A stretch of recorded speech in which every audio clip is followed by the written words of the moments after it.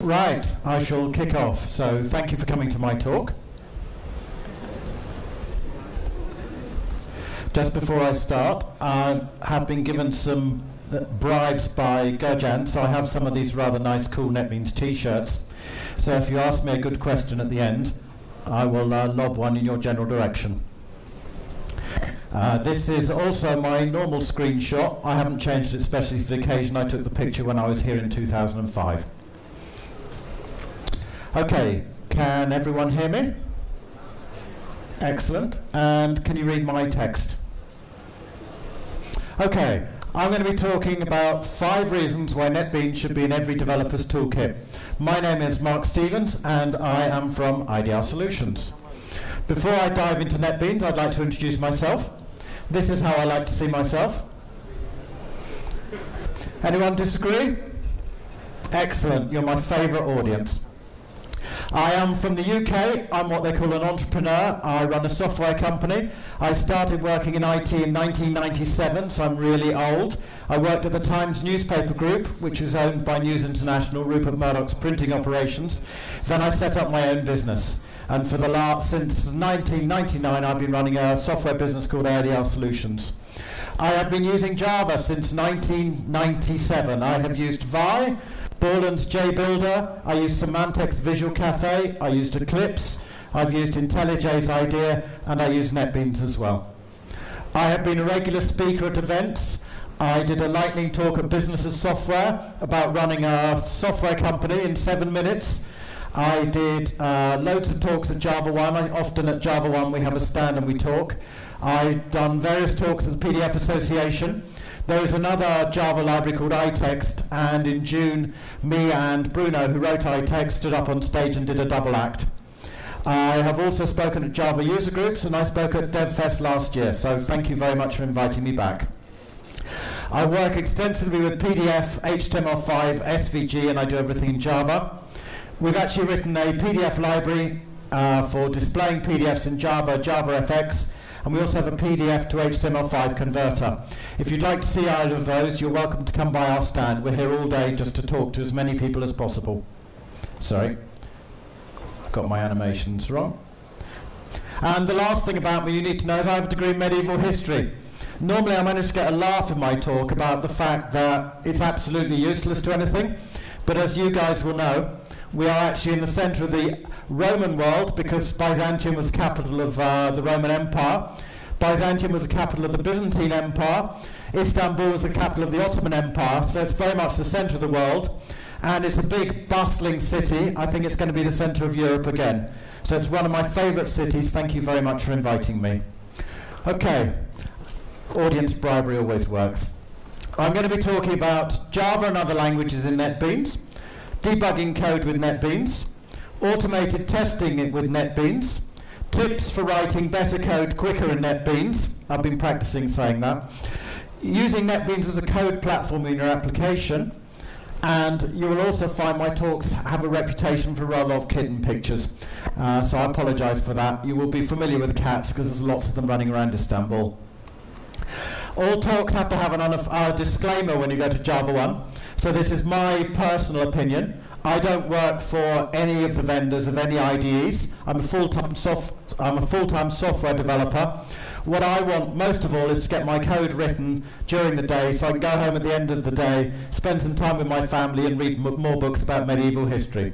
So I'm really into what gets things done. I do have to confess, however, that I do have a NetBeans shirt, one like these.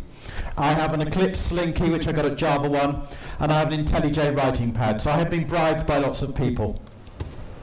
Okay, if you go to the NetBeans website, you will be presented with this. NetBeans is a highly modular IDE for writing software. Many people think it's a Java IDE. It is a Java IDE. You can download a version to write in Java SE. You can download Java EE as well. But you can also use it for writing C++. You can use it for writing HTML5 and PHP. Hands up if you know it, if you actually know you can use it for writing Android. Anyone know that you could use NetBeans for writing Android? Okay, so you've learned at least one thing in my talk. So NetBeans is also an Android IDE. If you go to the website, you have these standard versions to download, and you can choose which ones to download. I always download the all version because it comes with everything built in, and I can just switch off what I don't need to do. If you want to add new functions later, it's very easy to plug it in. I'll be looking at plugins as part of my talk. But those are essentially the 3 ready-built versions of NetBeans that you can get. NetBeans is constantly being developed, and since I took this screenshot at the beginning of the week, they've actually released NetBeans 8.02.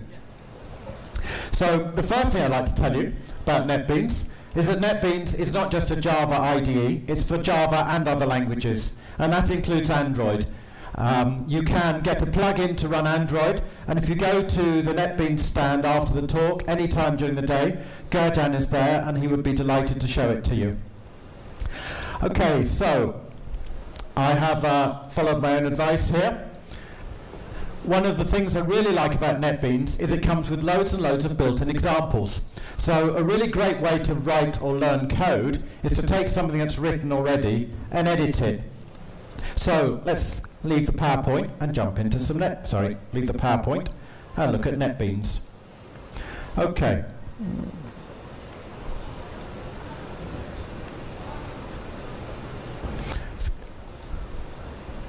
I've upset it because I've got too many things on the screen. Okay, so let's fire up NetBeans.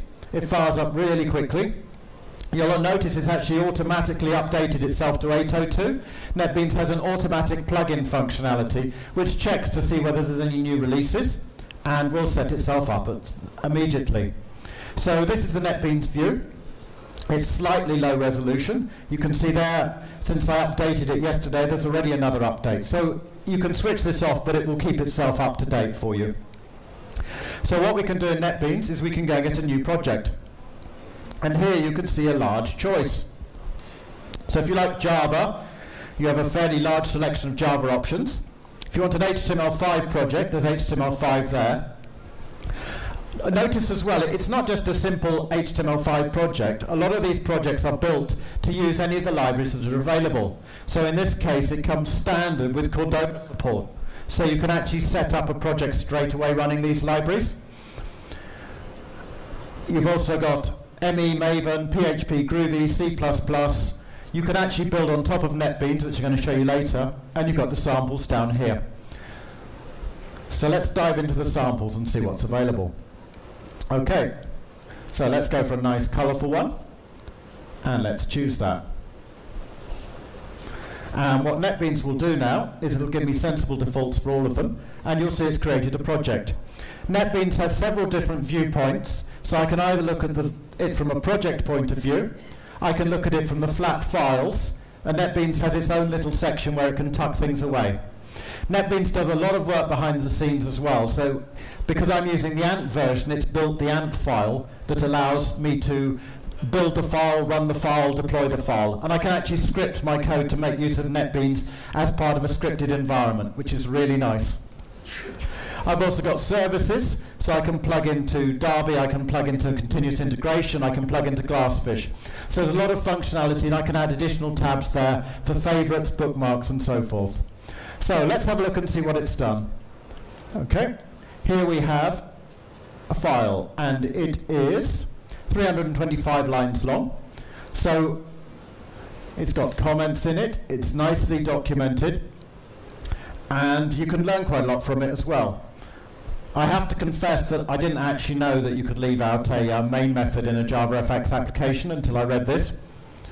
But it also gives you an excellent starting point, so you could see that in a JavaFX application we have application, then we have a set of methods down here. And the whole GUI is totally configurable, so you can set it up the way you like. So let's clean and build that, and let's run it. Okay, sorry, that's the debug, that comes later.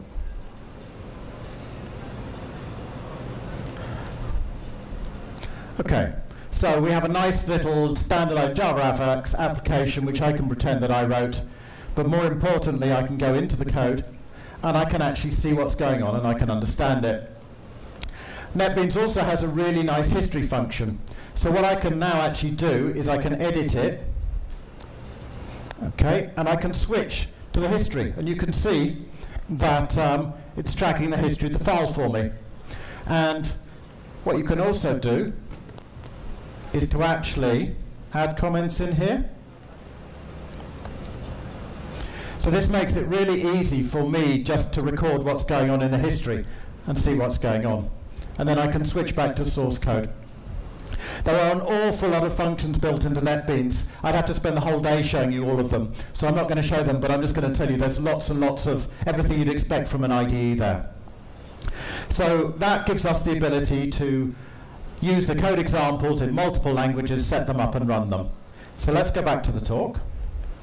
Okay, so not only do good artists steal code, once they've built their code, they also want to be able to test it.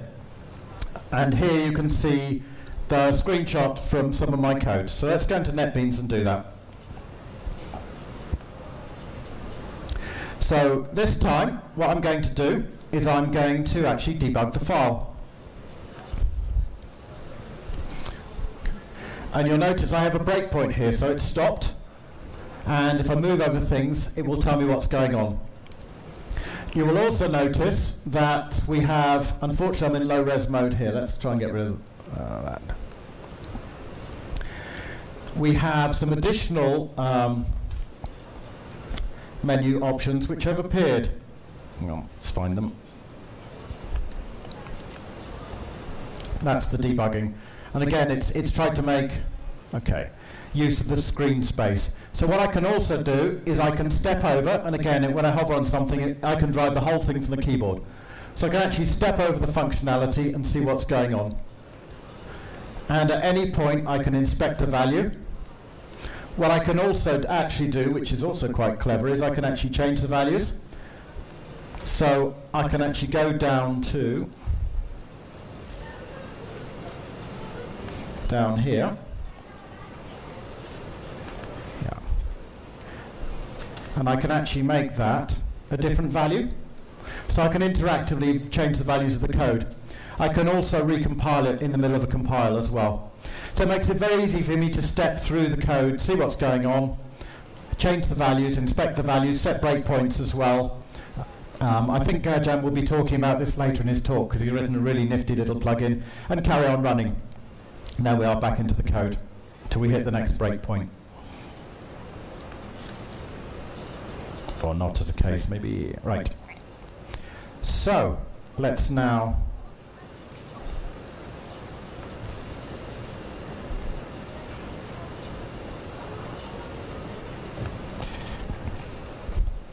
carry on. So we've got interactive debugging. We've got the IT gods are not being kind to us. Let's quit everything I've got open down here.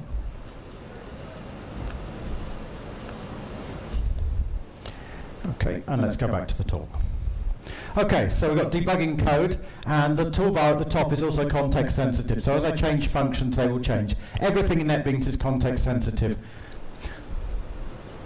Okay, the next thing you want to be able to do with code is you want to be able to test it.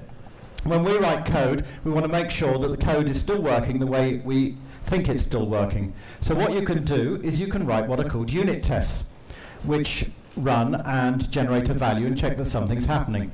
And what's also really nice is you can build them into your own code. So this is one of my projects, and I have a directory for the source code, and I also have my test packages. And in the same locations you will find that I have got some classes.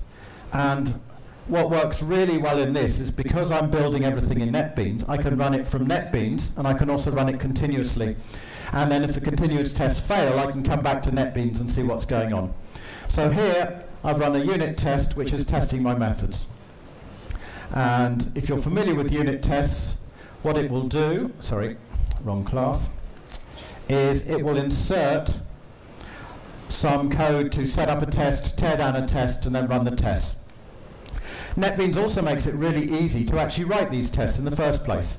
So I have a class here that has no tests, which is a problem for me. So let's find the class. There it is.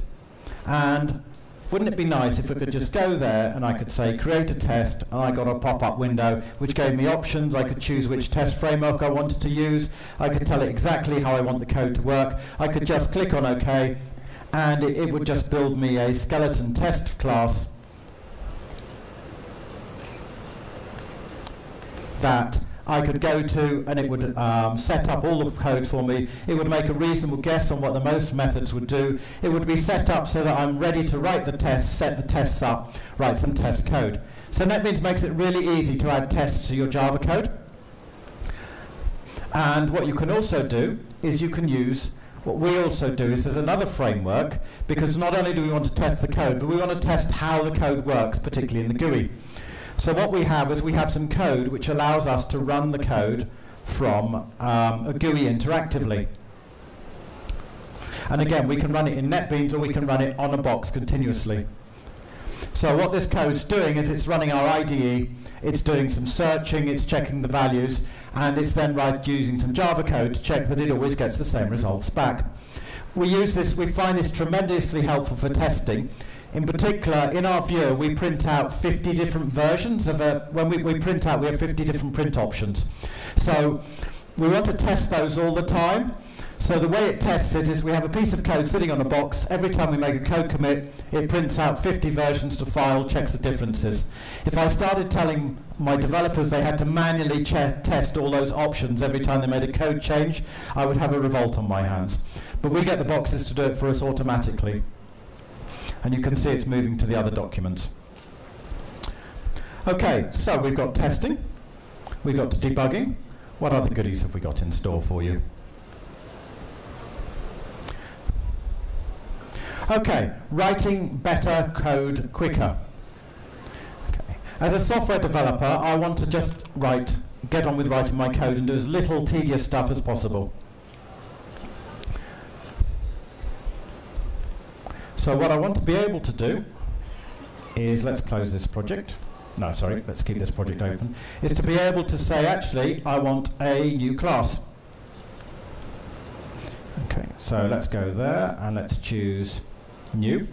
And all these options will be context sensitive depending on what I'm trying to do.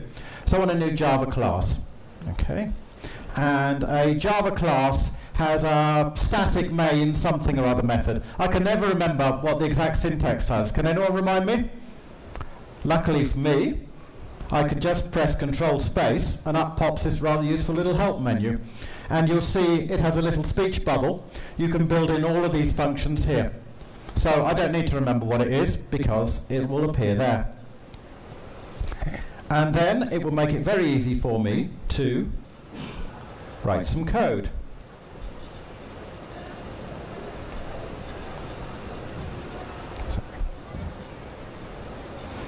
I can also use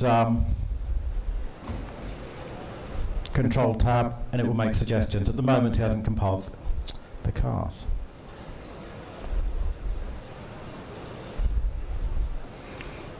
Okay, so I've made a mistake there. So I move the cursor over it, and okay, I've used the word class, which is a reserved keyword. Okay, you'll notice a lot of the time these windows pop up when making suggestions. I'm going to look at those in more detail later. We also have on every class a template, which again, because I've left it as the default template, tells you where to change the template, which is really useful. Okay, what I'd now like to do is actually I want to pass a value into it. Okay, so NetBeans has now detected that we have a problem and it's offered to fix it for me. And it's fixed it. And it's also put by default it's put an exception method into it, which is especially useful when you write code that you extend or inherit, because what we have found in the past is that we have a method. So this is one of my classes. This is an abstract class. And what can happen is that we can have an abstract class which we actually override.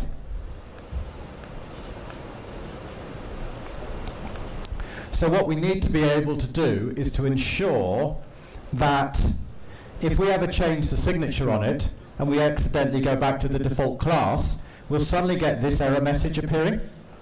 So it makes your code much more foolproof. So let's do something useful here. So again, I want to try catch. Okay, so again, it's context sensitive, so it's guessing what I want to do. Okay, and I want a new file, f equals new a. And again, I'm pressing control space. So there's a lot of keyboard functionality that's built in that allows me to do things. Okay, it hasn't picked it up yet, so we need to import file. Okay, so now we've imported file. Doesn't like something up there. Doesn't it like? Okay. Sorry. Okay. You'll also notice it's compiling it as it goes along. So as I complete bits of the code, the rest starts working.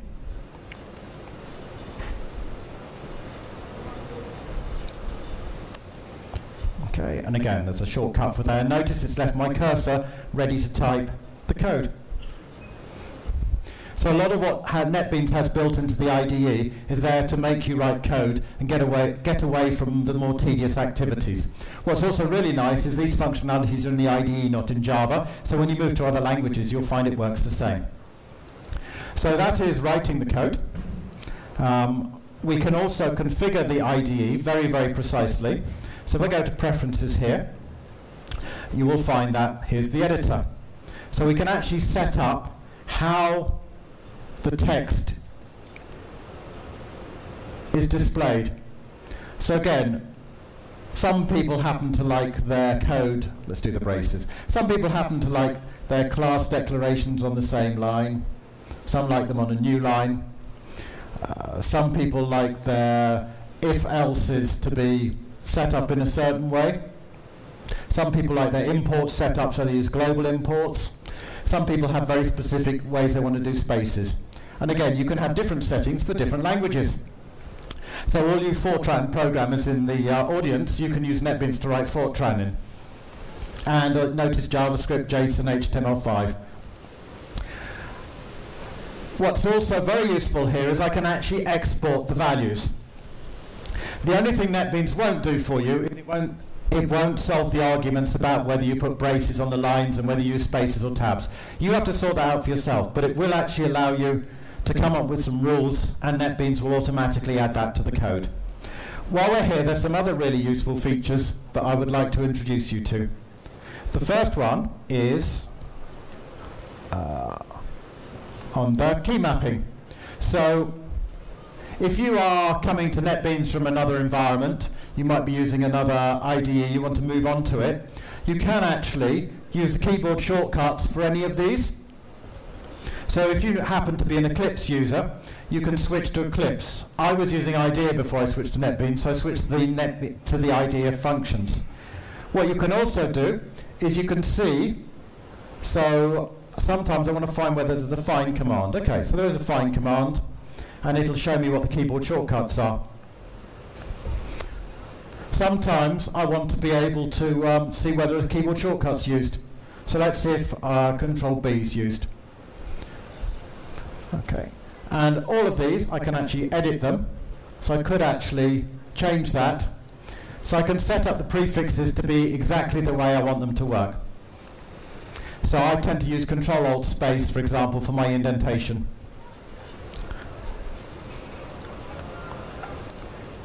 Okay, so let's just go back to my.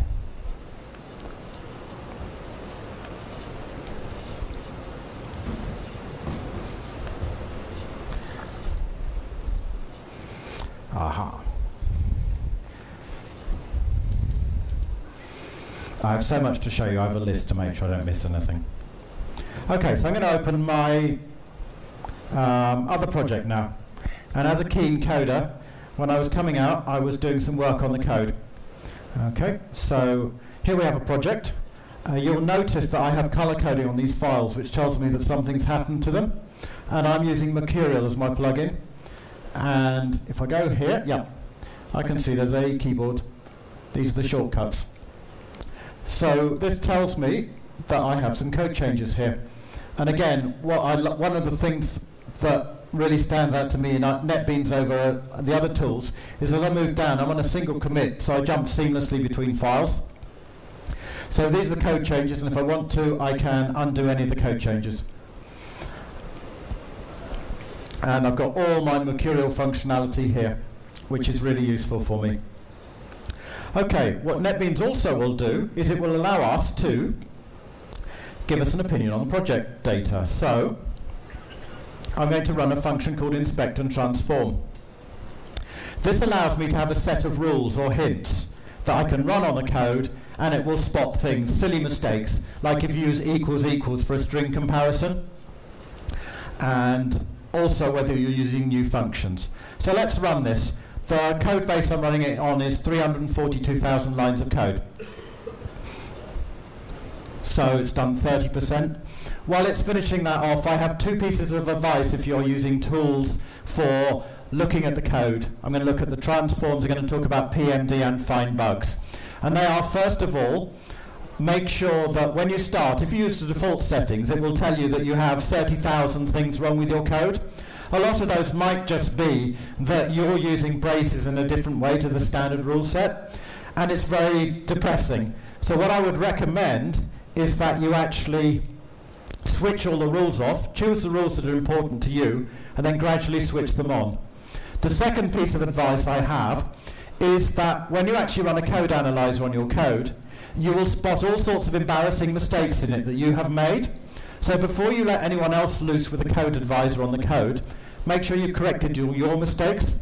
Then you can laugh at them for having made such silly mistakes as string equals equals a value. So I've now run this, and it's picked up two possible changes.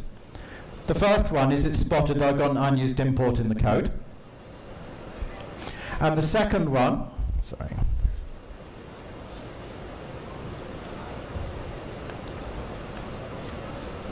Let's close that.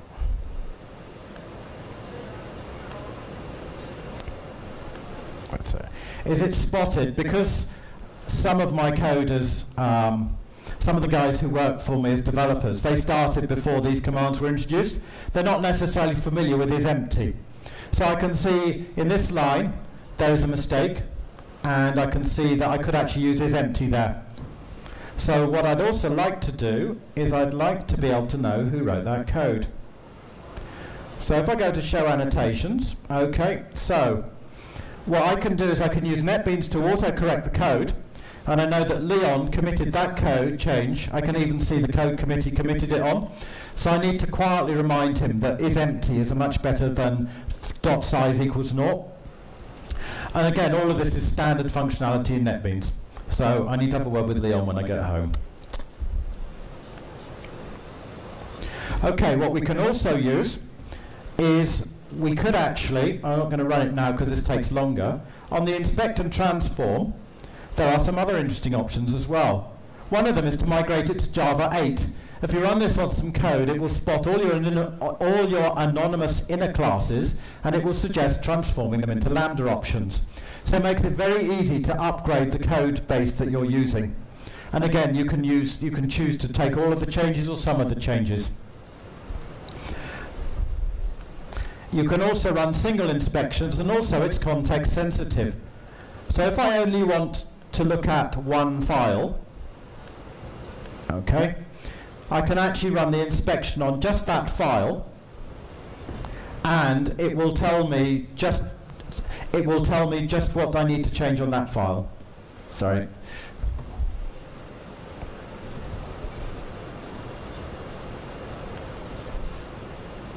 Source. There. So I can just run it on the file, I can run it on package, or I can run it on the entire source code. Everything in NetBeans is context sensitive. So when I moved to NetBeans, I had to remember when I did the comparison on the source code, when I first started using it, I might choose this class, then I would go to the version control and wonder why nothing had changed. It's because it was only looking at the file I'd selected. Everything is context sensitive.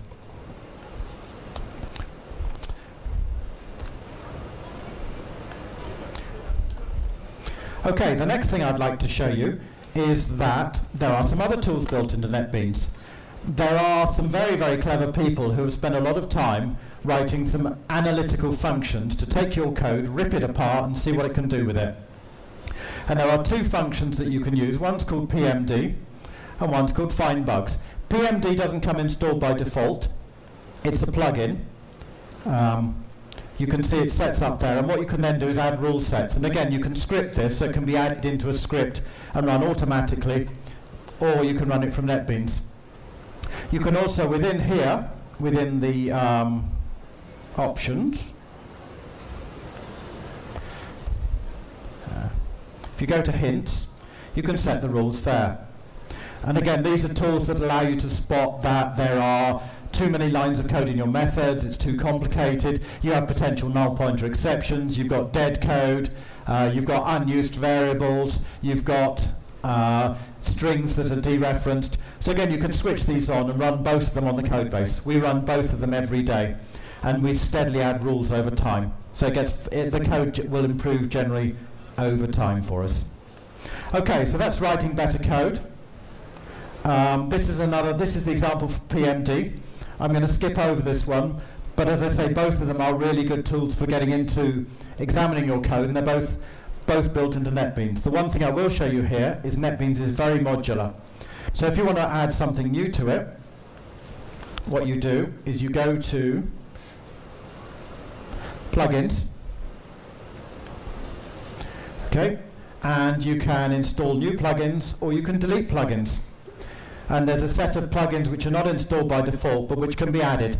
So when we set it up, we switch off the Subversion, CVS, and other support because we just use Mercurial, and we add a couple of plugins we want to use like PMD. But NetBeans is highly modular, and it will also track the plugins and see if they've been updated. Okay, so the last thing I want to show you is you can actually use NetBeans as a platform. You can think of NetBeans as a super powerful version of Swing which you can build applications on top of. And it's a complete development environment. So what we've done here is we have a Java FX viewer. We actually built an open source version so we can put it into NetBeans. Again, we have a special type of NetBeans project. So you see there's a different icon. NetBeans will allow us to build the NetBeans modules so we can install it on machines. We can run it in NetBeans. Here you can see when I run it, it fires up a second copy of NetBeans. So I can debug the plugin. What it does is it just allows us to display PDFs. The reason you might use NetBeans rather than Swing is the same reason you'd use an IDE rather than just writing the text manually. It's because there's a lot of functionality that's been built into it, heavily tested. So in this case, you will notice when I open the page, I've already got a document there. So this is from my university. That's the guy who taught me most of the stuff I know about Byzantium. He's looking a bit older than he was when he taught me. And what's happened here in NetBeans is able to save the information for the Swing component. So if I show you the code briefly for the application, there is actually very little code in a NetBeans plugin. So you can build plugins in NetBeans which allow you to add functionality onto NetBeans, or you can build a complete application on top of NetBeans. NetBeans is also very clever at putting what you need with it. So when you do the build and deploy, NetBeans will only include what it needs to run for runtime libraries. If you're at Java 1, you will have seen Boeing and NASA building some big platform applications on top of NetBeans. If you were running them, you would have had no idea that they were built on top of NetBeans because all of the NetBeans functionality disappears. The reason they do it is because NetBeans makes it really easy to add functionality. So here we have a NetBeans panel.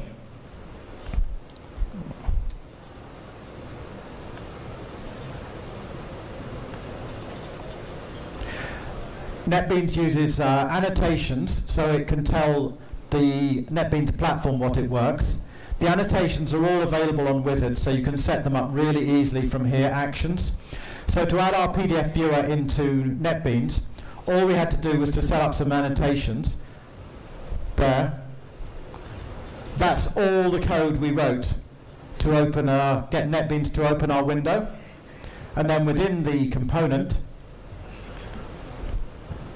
We just had to have a little bit of code to run our JavaFX viewer, and away we went. So NetBeans gives you a platform. It also provides lots of methods. So we have pop-up methods as well. We can access the progress monitor at the bottom.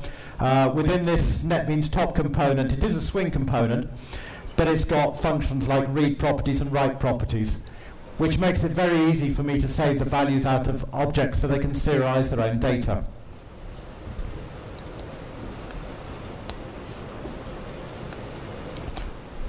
And that's a screenshot.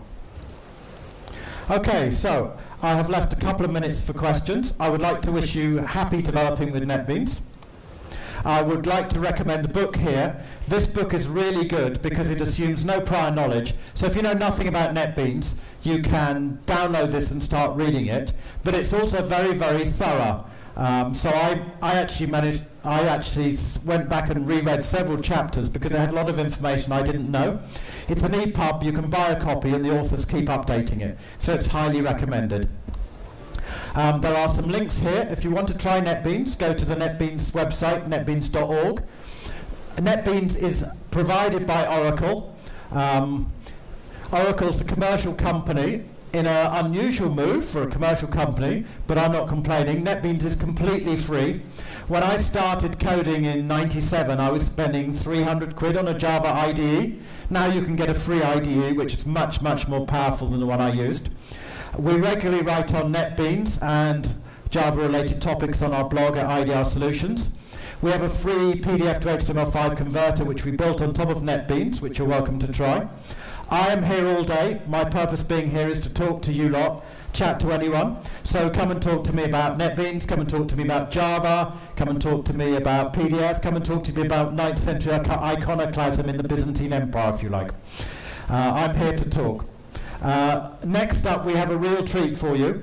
We have persuaded Gurjan, who is actually the project manager of NetBeans, to come out to Istanbul, and he's going to do a detailed tutorial on using NetBeans with HTML5 and Java.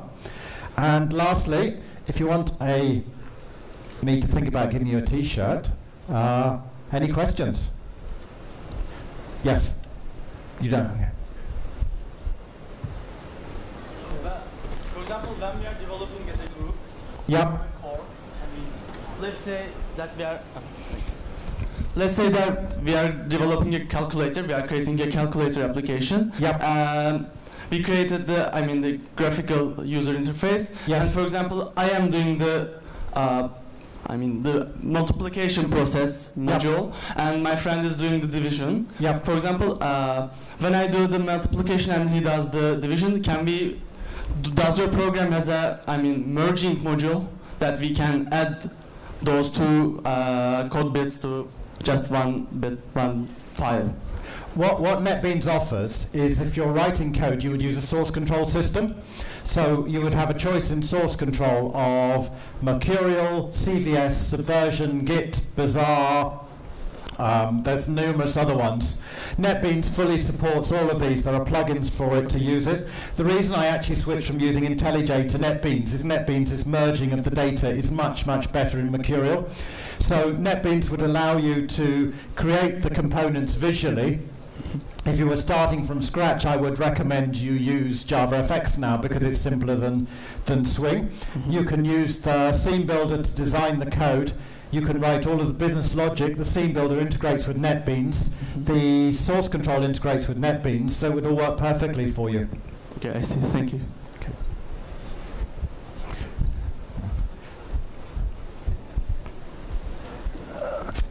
Sorry, if you pass it back. Any other questions? I have 3 t-shirts left.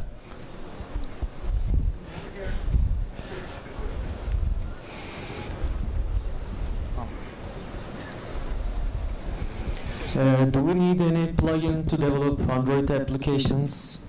Or can we just use built-in features? Or are you talking about Cordova or something? Cordova's built into the NetBeans platform. NetBeans was designed to be very modular. So in order to develop Android, what you would need to do is to download NetBeans and then install the Android plugin. If you go and come up to the NetBeans stand, I know Gurjan's very keen to demonstrate the Android plugin because it's had an awful lot of work on it, and it's very slick. Yes. I have a question. So, yep.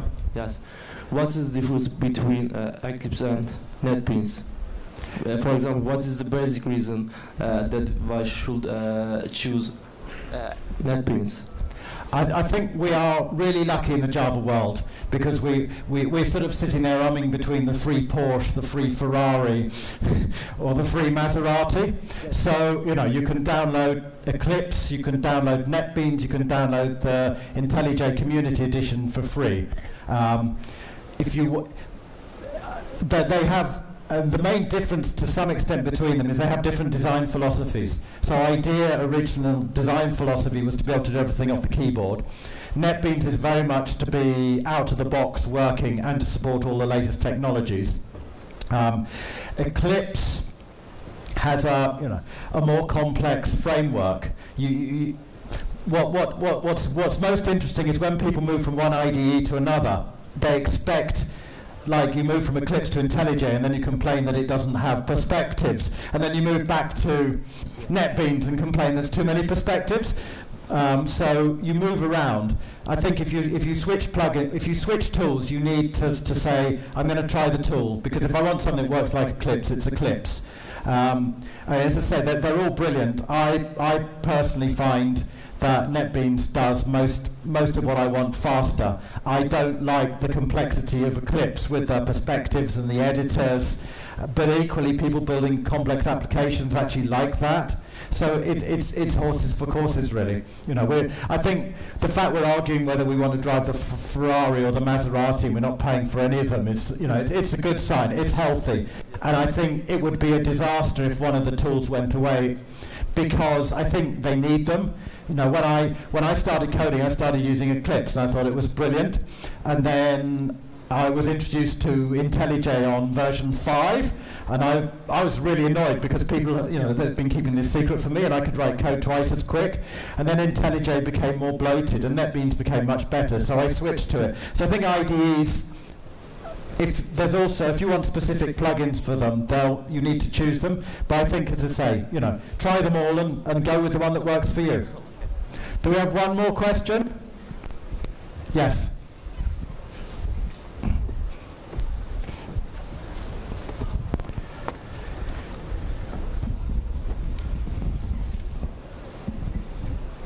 Thank you for the speech, by the way.